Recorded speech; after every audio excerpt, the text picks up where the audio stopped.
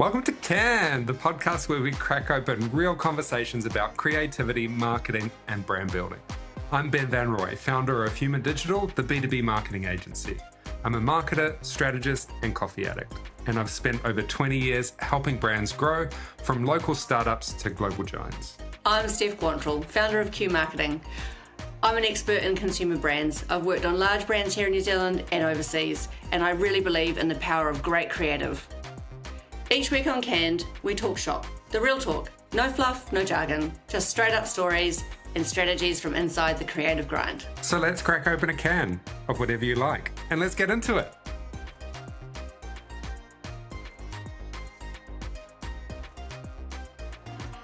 How's your week been? It's been really good, actually. Probably the highlights for me, I went to the Marketing Association on Tuesday night. They have the marketing meetup. I think you've been to a couple of them before. This one was Partnerships with Purpose, which was great. And I think kind of my favourite presentation from the whole night was Sean Wiggins from Turners talking about their partnership with Make-A-Wish Foundation. And that was really cool. Like, it's just so nice to see a brand that is kind of quite well loved in New Zealand and what a difference they're actually making with the Make-A-Wish Foundation. So that was one of my highlights. How about you? That's cool. I've had a few highlights this week. Went to the Foursquare conference with Havana and caught up with the team there. Was good to see such an amazing Kiwi brand.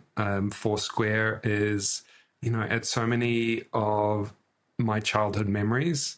Foursquare definitely features in them. Yeah. At the beach, at the park, and yeah, great to see that brand evolve. I think they've really stayed true to their original branding with the face and the colours. They've obviously had a bit of a glow up, but Actually, it's funny you say that. I think it was last year or the year before. It might have been last year. I went and watched a presentation on how they did that rebrand. Mm-hmm. And I got so into it. I ended up, one of my best performing LinkedIn posts last year was me with the Foursquare drink bottle. Nice. So they brought. Did you get any of that merch? Like, the merch was outstanding. I haven't seen the rebrand merch. I have visited the new location, which they have downtown Auckland. Oh, they've got one. There's one in Mount Eden as well, which is pretty cool. But here's a fun fact about the Foursquare rebrand. They looked at what their distinctive assets were, and they've put red lino in all of that. So when they've gone and done the store refreshes, the red flooring is part of their DNA. I think they've done an amazing job with that font and that palette. I 100% agree with you. They've just taken that iconic brand and given it some love. It was good. And it's great to see the brand evolve. We need more supermarkets in New Zealand. And the price of butter, oh my goodness. I don't know if you've seen that. Well, funny you say that.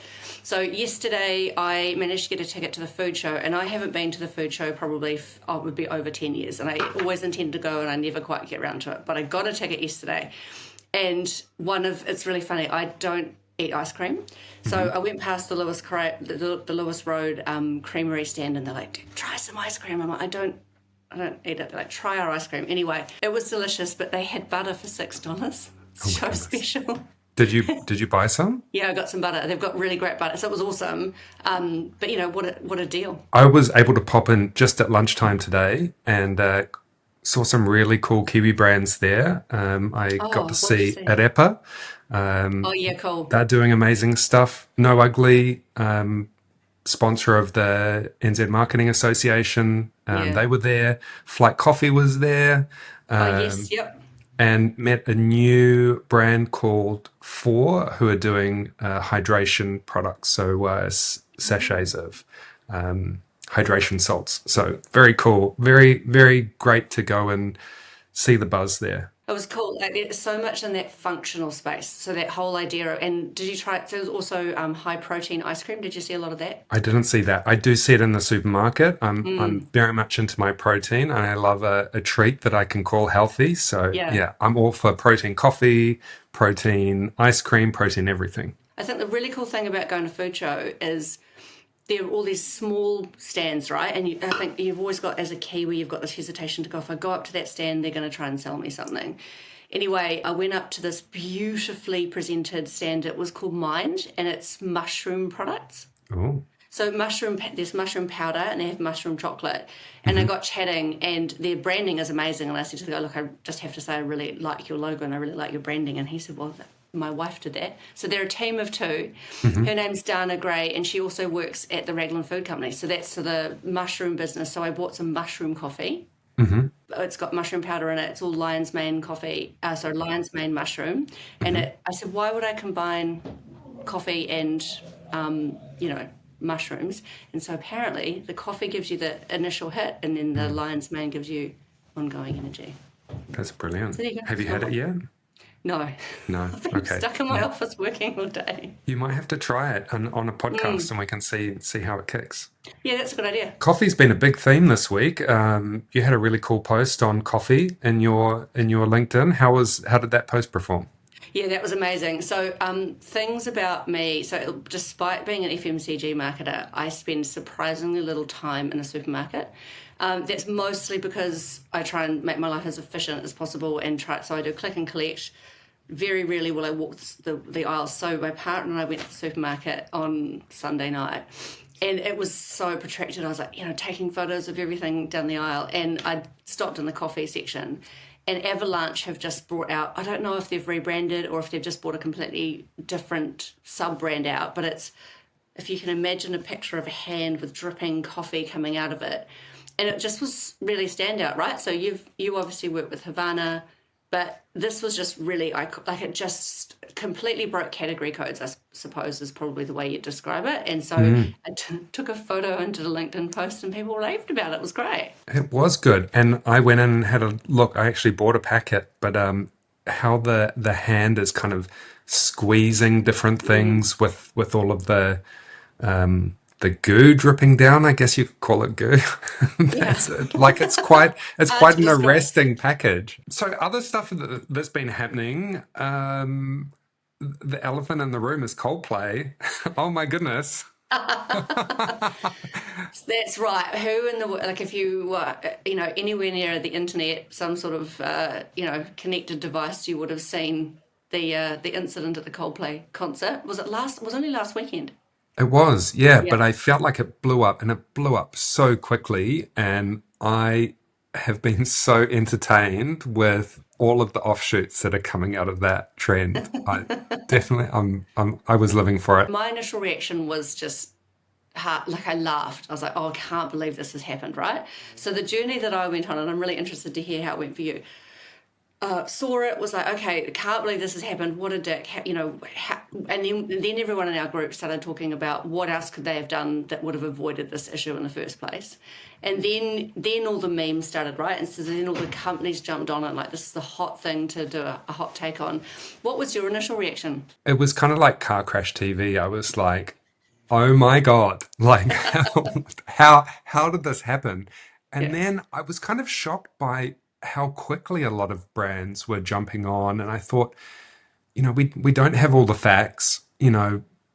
This could be anything, and it was so quick. Within hours, so many brands were jumping on, and for me, I was like, how are they able to move this quickly? One of the clients I work with is Hell Pizza.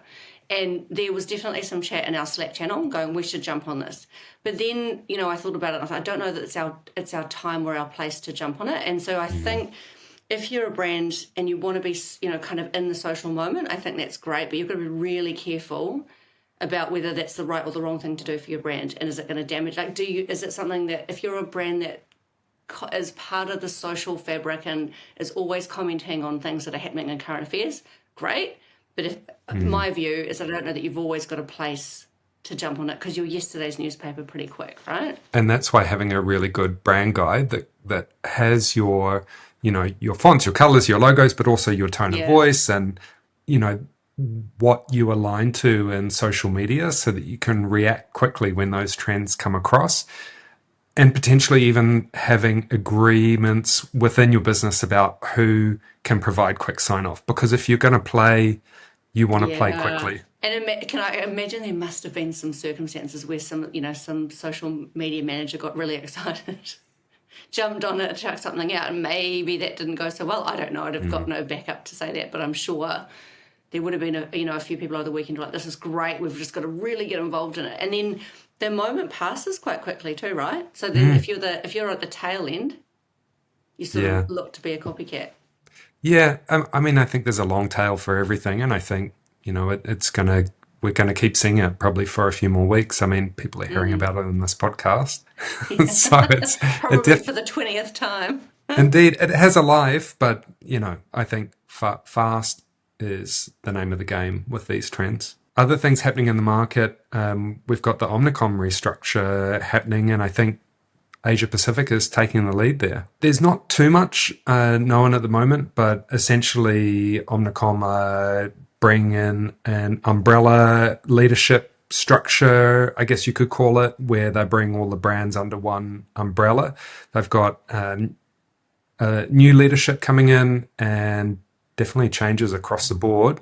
Yeah. So yeah, I think a lot of it is still unclear, but it looks like, yeah, the lead is happening here. The genesis of it is clients are looking for kind of that one-stop shop, that agency that can be their strategic partner that can then also execute as well. So, Yeah. that broad plus deep. And they are testing the new model here in APAC. I read an interesting quote from an article about it that was saying, I think it might be the new CEO, and he was saying there's a real case for creatives to be involved in at a client level earlier on in the stage, right? So more at the strategic end, as opposed to getting a brief down the bottom and going, right, well, we've set our strategy and now we want you to go and execute this in market. So I think I can see some merit in that, and kind of, if you've got some really great creative and strategic minds really involved with the business up front, that gives them the opportunity to have a seat at the table and add some value. I can see that being a benefit. I guess it depends on the client agency relationship. And interestingly, they've brought across Nick from Deloitte Digital. There is an interesting movement as well between consulting agency and media agency, and I think that gap is getting smaller as well, as a lot of the agencies are looking to play in the creative game as well. One of the things that's unavoidable to talk about now is AI and the role of agencies with the advent of AI, right? So I think agencies are having to reconfigure, relook at their model, and really kind of move with the times, because we've got this democratization of access to information, and we've never had so many tools available to us. So how do agencies pivot and work in that space? And, I'm the first one to say my background's not agency land. It's always been brand. So I think it's a really interesting challenge. And I think it presents opportunity as well. So a lot of people are seeing this as maybe bad change, I don't know, restructuring and maybe headcount reductions. But there is opportunity here. There's opportunity for other agencies and smaller agencies. There's career opportunities that will open up at these agencies. So, there is a lot of opportunity in the market, although Yeah. it's probably going to be tough for a lot of people for a while. Yeah, well, it's like anything, right? There's lots of change all over, and I think and one of the things I constantly hear at just about every event or every conference I go to is the pace of change now is faster than it's ever been. And I think even sitting here, I've got no comprehension of how fast things are going to change. I think about where we're sitting now with AI tools versus where we were a year ago. This is a really random story. 2 Christmases ago, I went away and was learning about AI, and I happened to be with a bunch of farmers, and AI means something completely different in the farming community. And so I had to really explain what it was that I was learning about LLMs and all the rest of it. And I just think nowadays it wouldn't be such a shock, right? It's just it's that exponential hockey curve up and how fast it's changing. So, topic 2, episode 2. Episode 2, yeah. We're talking about how to win a lion. This kind of Yes. like follow on from the previous episode. Exactly. So the mysterious lion, and neither of us have entered ourselves into a lion, but we've got some learnings on maybe a couple of tips on what goes into it, I guess, right? So where do we start? I've chosen a category that I'll talk about. I'm going to talk about how to win a B2B lion. And do you have any categories that you will be focusing on? Yeah, I think obviously with that, with the B2C side. So we had the pleasure, in fact, you and I both went to see Kelly Grindle, who is the MD at Special PR, and they did some amazing work with the DB Export Cold Call. Sorry, DB Ultra.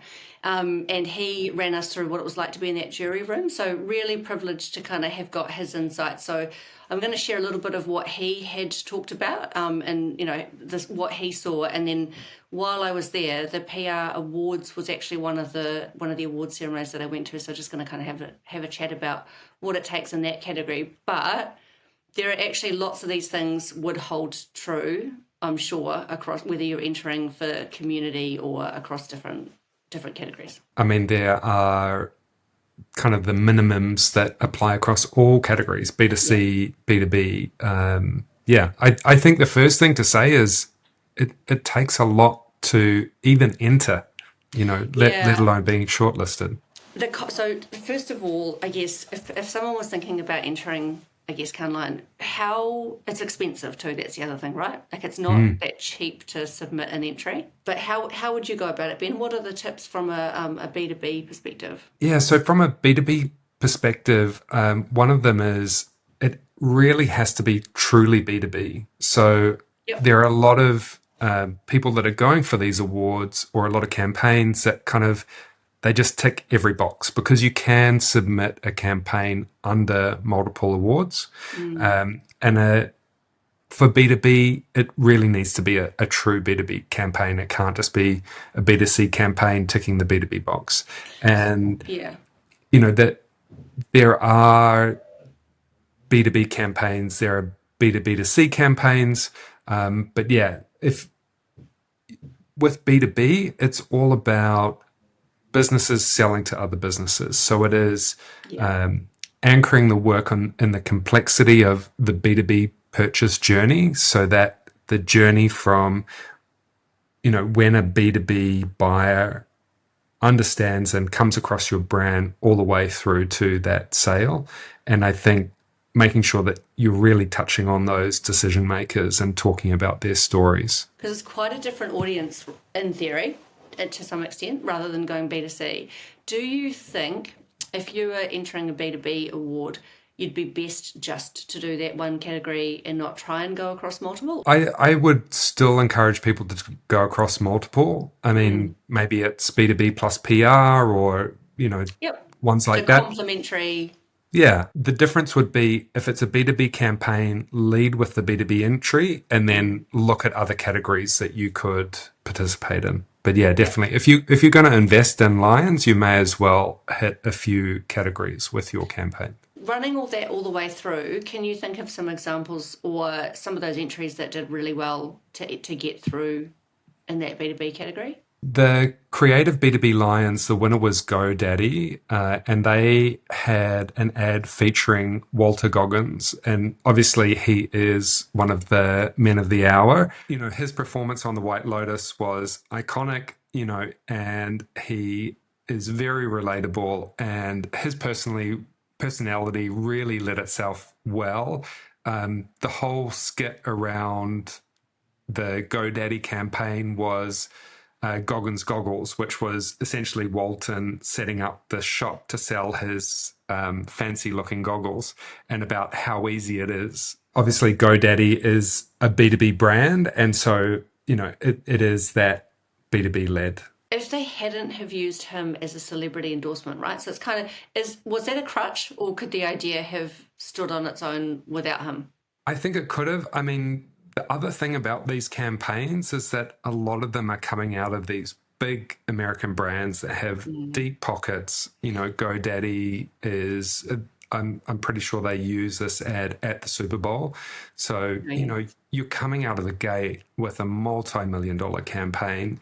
And yeah, the question is, what is the recipe that you need to follow? And if you don't have a award nominated actor, are you going to still get that lion out of it? And I think the Yeah. answer is yes, but I think it's just understanding that the competition is fierce, and I would say don't get put off by these big budget campaigns, because as we'll see, the smaller agencies and the smaller brands and smaller campaigns can still win. A good idea should stand on its own 2 feet, like without needing a celebrity endorsement, or so that'll give you the reach, I guess, if you've got a well-known character. But if the idea itself is really good, and actually this happens a bit in my world. I work with a brand that's is celebrity endorsed, and we get given a lot of ideas, but a lot of them rely on the endorsement of the celebrity. Now that's great, but in my view, it should be an and, not an or. So if the idea is really good, it should be a good idea. And then you've kind of got the cherry on the top with the celebrity on top of that. So in the PR side, I think one of the very first things for, winning, getting considered in that category is choosing the right category. So making sure that it's a PR-led idea, right? So if you're thinking about the relevance, it's not just an idea that had some PR-able aspects to it. It genuinely, it's a good enough idea that it stands on its own 2 feet. And one of my favourite quotes that directly came from Kelly, but I think that was also something that was talked about in the jury room, is this an idea for the jungle or the zoo? And I think what a great analogy and a great way to explain it and go, is this an idea that you've concocted within a constrained environment and it just happens to be successful, or is it an idea that let out free it's gonna grow and grow and grow? And I think that for me is purely the definition of PR. Really, it's not a manufactured idea. So having just a really good idea at the centre of it, and I think that would hold true for a lot of stuff. It can really, to be fair.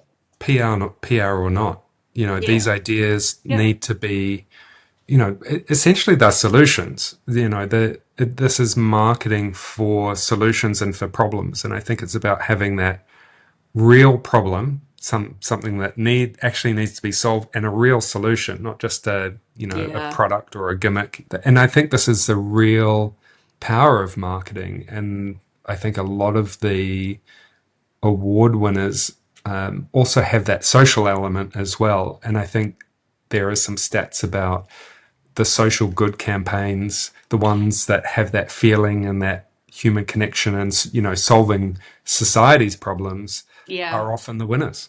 One of the things, so there's two campaigns that for me really stood out. And what I will say is sitting in that theatre and watching the awards for the PR, I teared up twice, actually, because, again, going back to the idea that it's an idea that is solving a problem.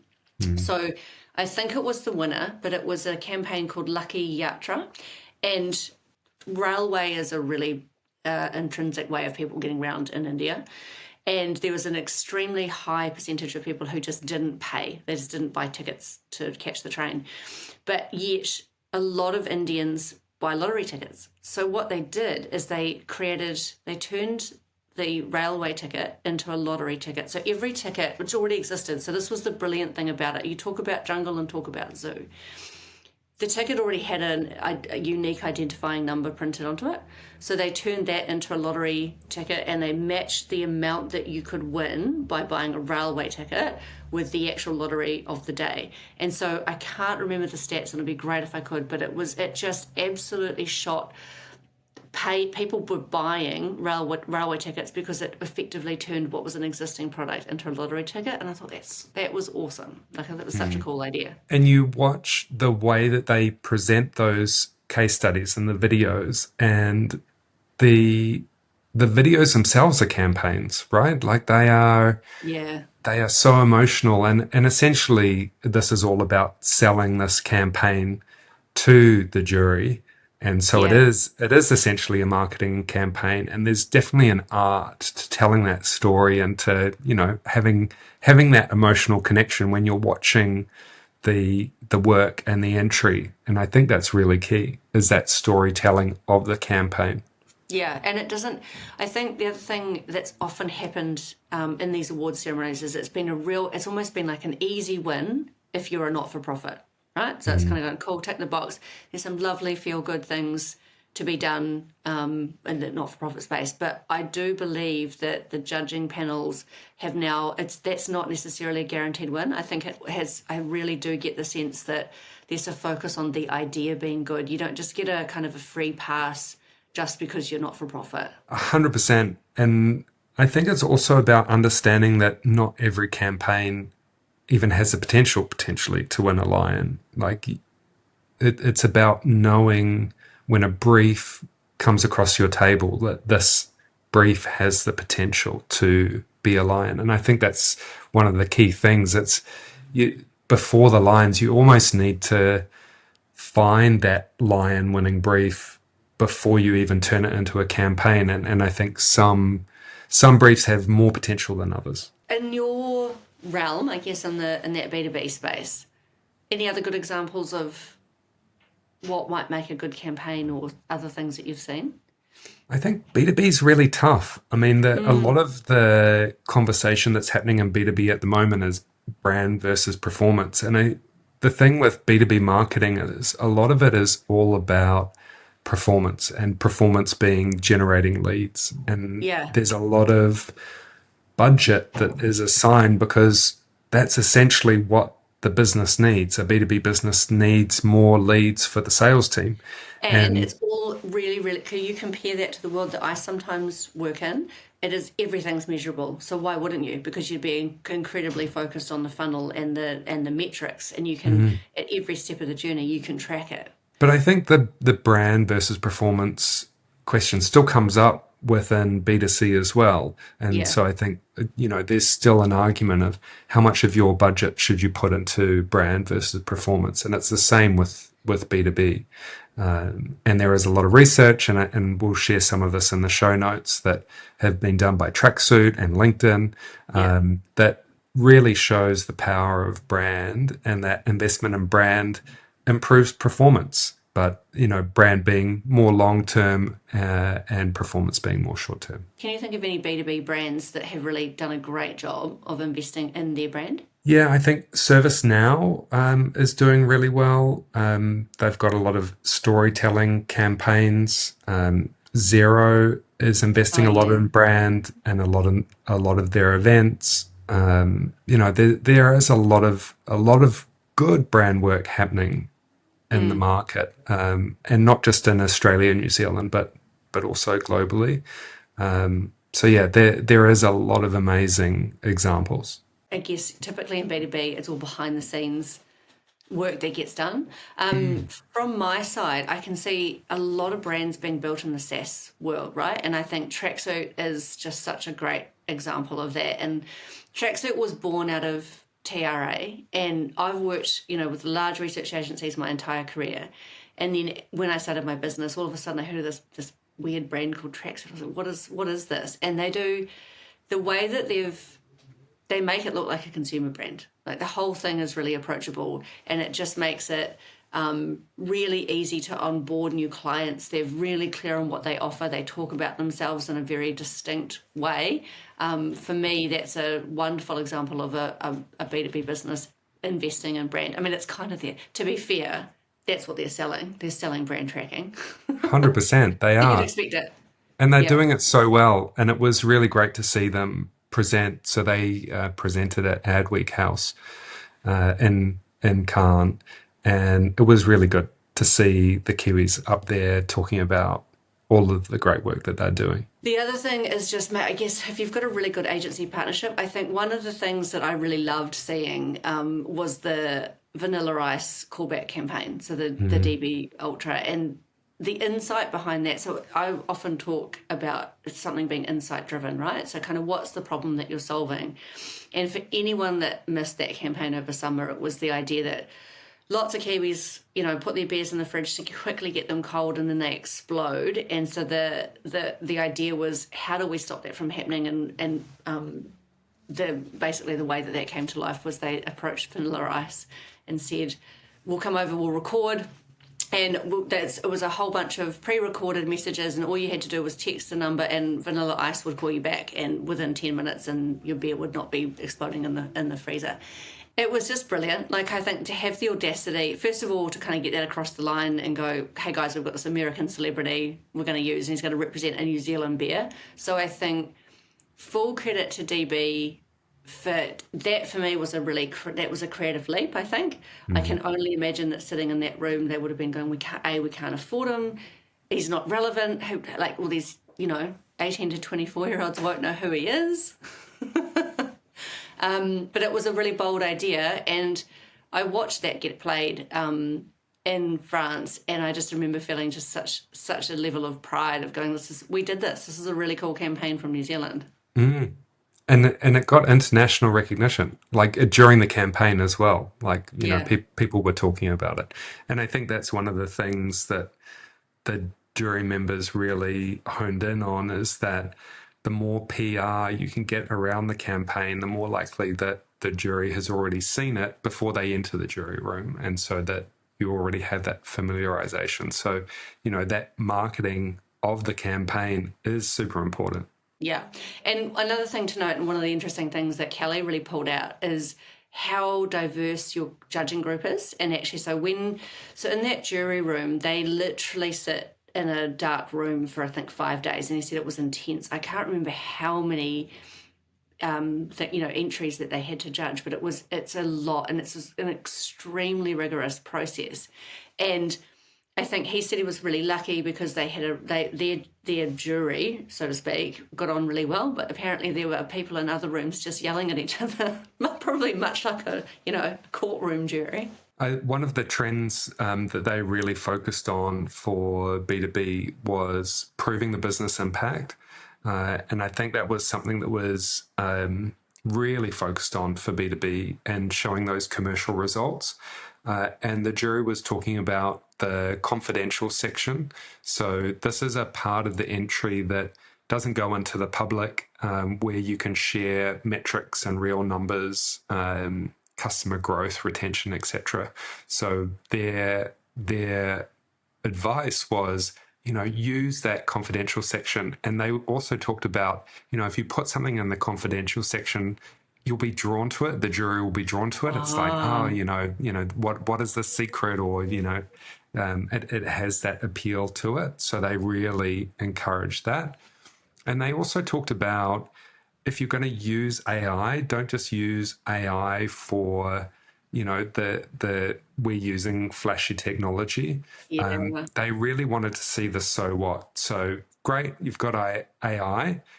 Show how it makes life better for your customer. Do something original with it that really makes an impact. Don't just put an AI just because you have AI. Actually, there was this mental, so that came up in the PR thing as well, and how can you use AI to really create distinctiveness? And this is such an American example. It's outrageous. So there's this brand called Nutter Butter, and it had been unloved for years, right? Like nobody, I don't know, must have been sitting in the stable. It was probably at risk of deletion in the portfolio.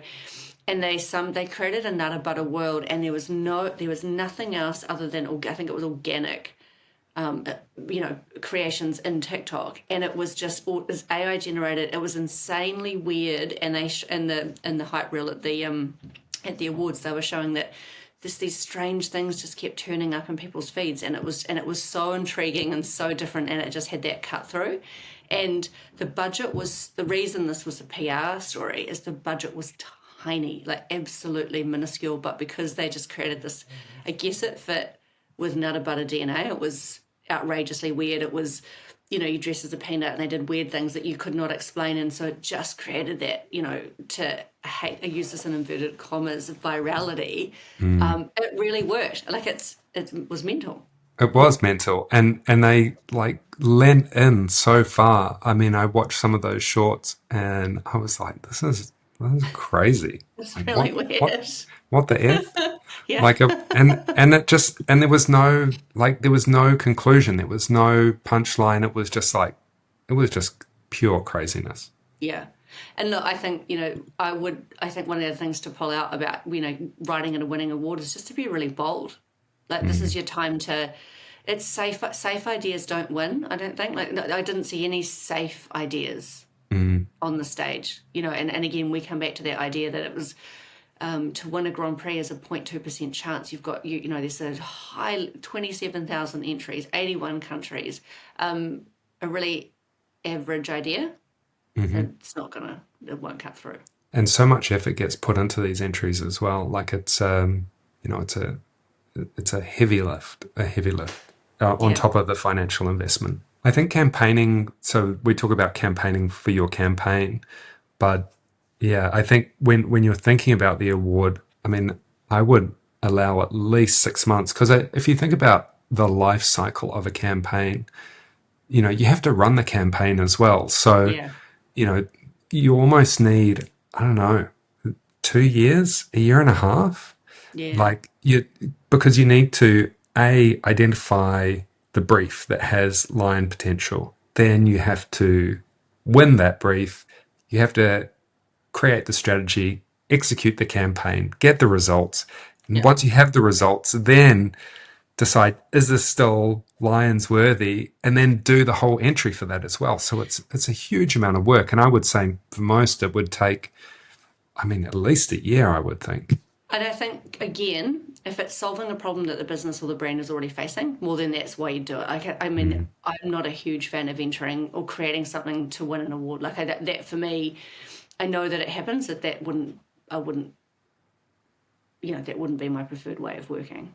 I'm not sure if it's about creating something to win an award, but I think it's knowing when you see a A good brief that has idea. award potential or a good idea. And I think that's the difference. Like you can't leave this up to chance. And maybe there are some campaigns that do deliver way better than the brand and the agency expected. And they're like, okay, we weren't thinking about a lion, but the way that this is performed, yeah, it qualifies. But I think a lot of them will be looking out. Maybe an agency says, we've got a quota of,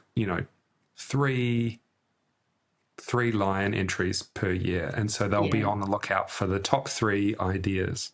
Yeah. So and then it's understanding, what makes it. One other thing too, which is worth probably pointing out, is that it doesn't have to be a completely original idea, right? So, particularly in the world of PR, it's okay that maybe something's been done before, but is it relevant to your brand? Have you got a cultural twist on it that's really adapted for the way that the market is now?